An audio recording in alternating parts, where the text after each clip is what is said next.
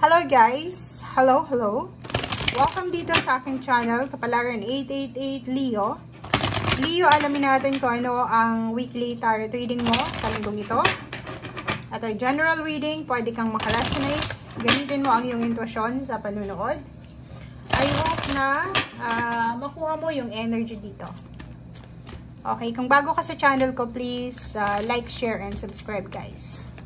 Para kayo ang unang makapanood sa ating mga videos, i-press mo ang notification bell button. Okay, Leo. Leo. Nakikita natin dito na ang focus mo sa linggong ito ay tungkol sa love life. Okay? Relationship. Nako, tingnan natin. Bakit ganon? So, Leo, may nakikita tayo ditong possible na ikaw na lang ang nakakaalam niyan. Diba?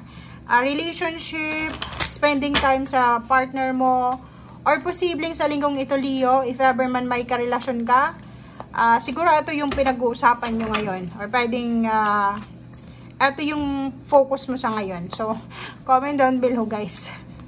Okay, so self-love.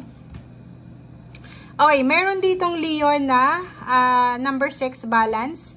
Sa linggong ito, sinasabi ng barahan na hindi ka dapat nakafocus lang sa pagmamahal sa ibang tao, like sa partner mo, sa paggulang mo, sa siblings mo, sa pamilya mo, sa kaibigan. Kailangan mo rin bigyan ng pansin, kailangan mo rin bigyan ng focus, kailangan mo rin bigyan ng panahon ang sarili mo. So, ang sarili mo dapat ang siyang number 1 na bibigyan mo ng pagmamahal kasi hindi ka magmamahal or hindi ka magkakapagbigay ng talagang pagmamahal kung wala kang nararamdaman or alam mo yun, yung parang empty ka. If you're empty, hindi natin paano tayo makakapagbigay ng pagmamahal, suporta, or kano pa man. Parang ganun, na gets nyo guys. Yung if ever man na sobra-sobra yung ating pakikisama sa ibang tao, tapos nakakalimutan mo na kailangan mo rin palang pakisamahan yung sarili mo, na sinasacrifice mo na yung mga needs mo dahil sa pakikisama, yun ang problema. Okay? So, temptation, sa linggong ito, sinasabi ng barahan na if ever man may mga temptation sa relationship or sa kung ano man tong temptation na to, sinasabi ng barahan na kailangan mong i-let go ito. Okay? Let go, let God, let it flow. Say what you mean. So, sinasabi ng barahan, Leo, if ever may gusto kang sabihin, if ever may gusto kang gawin mo siya in a nice way, in a humble way. And itong number 89, sinasabi ng barahan na siguro may Leo ditong sobrang inis na, galit na siya. Parang sasabog na bulkan. Like sa employer niya, if ever may employer siya or may boss siya, superior, parang palagi silang nag-aaway ng kanilang superior or kanilang boss, team leader. And siguro sa linggong ito,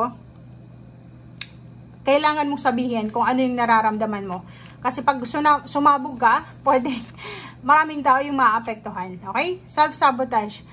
Iwasan natin to. Kasi Leo, yon, self-sabotage is, yon, 'di ba? Yung sabi ko sa'yo kanina na hindi maganda yung sinasacrifice mo yung sarili mo, sinasabotahe mo yung sarili mo para sa ibang tao. Like, sa relationship, palagi kang nagbibigay. Puro na lang relationship, puro na lang yung asawa mo, girlfriend mo, or kung sino man tong mahal mo sa buhay, family.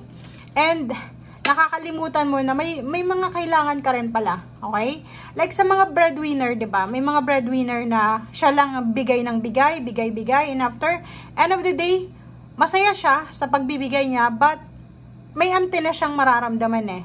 Pag uwi ng lahat, like for example, may occasion, pag mag-isa na lang yung breadwinner, malungkot yan. Kaya yan nagbibigay kasi gusto niyang mapunan yung emptiness niya. Okay? Self-sabotage, iwasan mo daw yon sa linggong ito. 'Di ba? Unahin mo, hindi sa pagiging selfish, pero unahin mo daw yung sarili mo sa linggong ito. Unahin mo na ibigay yung pangangailangan mo. Unahin mong makuha yung healing sa sarili mo mismo. Okay? So, yun. Okay, thank you, Leo.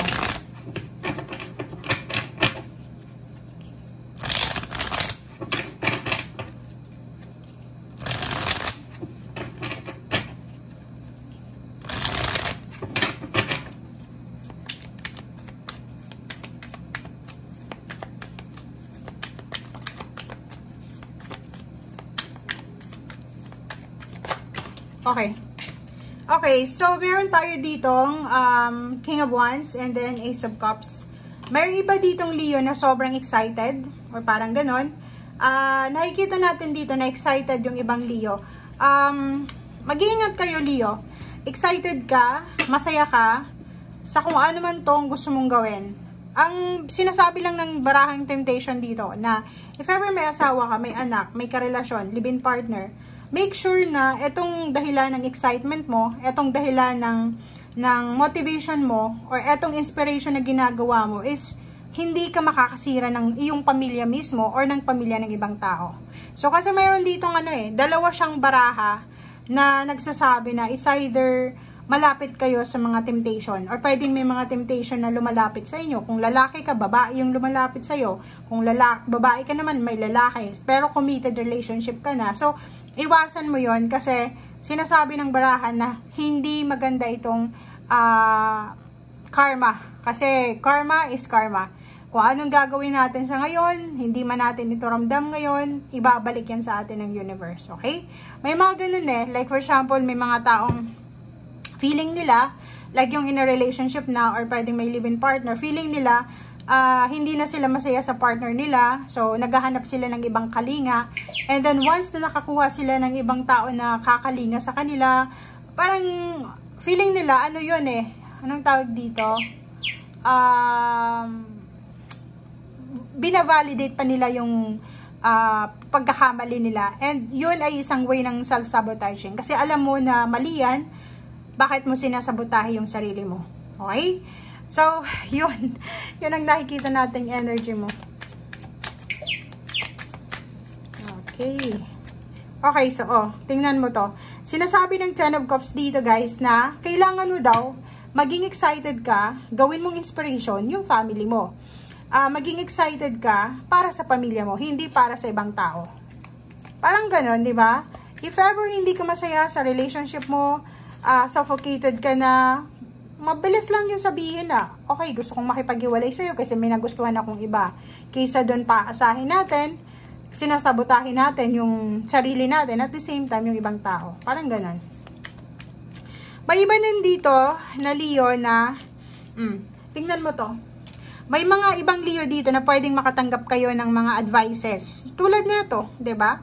May mga sinasabi dito na if ever man na may lalapit pa lang sa iyo Leo na temptation, other party, third party, or kung ano man to, temptation sa trabaho or pwedeng sa relationship. Nandito yung abandonment, sinasabi ng barahan na let go. Double cards, let go. 8 din siya, 8 din ito. 8 of Cups, sinasabi na let go mo itong temptation na to. 'Di ba? Focus ka.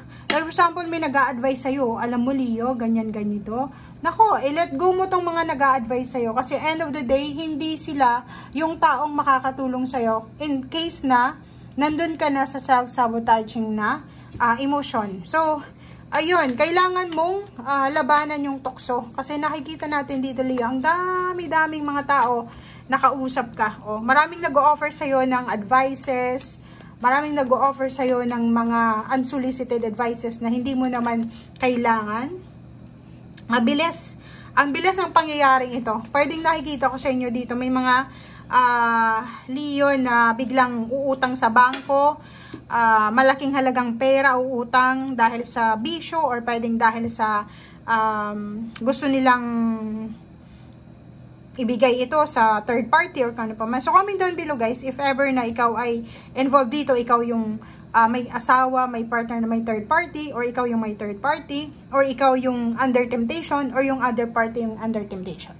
Okay, so kung makikita mo dito, sinasabi ng Chariot card na kung pag-uusapan natin yung Ten of Cups mo, aside from may mga temptation sa paligid mo, kung wala yung temptation, talagang ibibigay sa'yo ng universe yung The Chariot. Ibig sabihin, yung dream success mo, dream abundance and prosperity, ibibigyan sa'yo ng universe. Siguro sa ngayon, tinetest ka lang. May ganun, di ba? Tinetest ng universe. Ang iba sa inyo, Leo, kung gaano yung kamahal ang pamilya mo, kung gaano kayo ka-faithful, kung gaano kayo kagaling, labanan yung tukso. So, if ever ma-overcome mo yung mga test na to, pwedeng ibigay sa'yo yung wish mo. Dream job, dream country, dream place, dream relationship, dream lahat ng abundance and success na sinasabi ng baraha. So, parang ano lang yon, good karma. So, nakikita natin dito, overall, may mga Leo na under temptation. Pero, naka-observe sa'yo ang universe, ang ating Panginoon, sa kung ano yung desisyon na gagawin mo. Okay? So, thank you guys. Maraming salamat. Bye!